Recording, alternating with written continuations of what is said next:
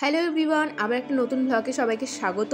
হ্যাঁ, এটা একটু পুরনো দিওয়ালির টাইমের ব্লগ। আমি রঙ্গোলি বানাচ্ছি, যেমন চেষ্টা করেছি বানানোর, তোমরা দেখতে থাকো।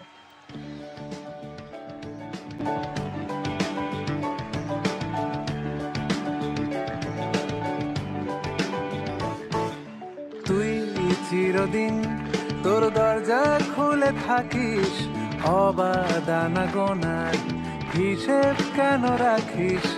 সাক্ষাৎ আলাদিন তোর প্রদীপ ভরা জিনে, কেন খুঁজতে যাস আমায় সাজানো ম্যাগাজিনে?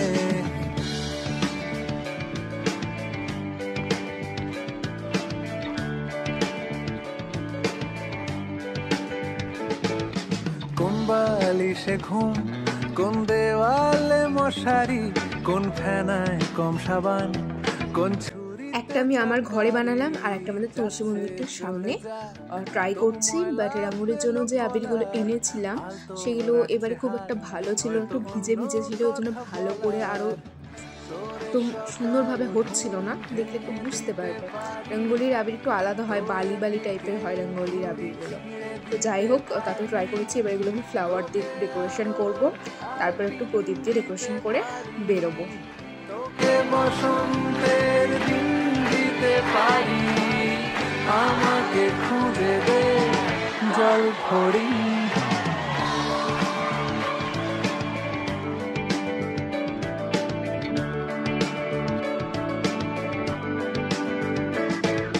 ভেজা রেলগাড়ি হয়তো সবুজ ছুঁয়ে ফেলে, আশার একটা পথ ভীষণ খামখেয়ালে চলে।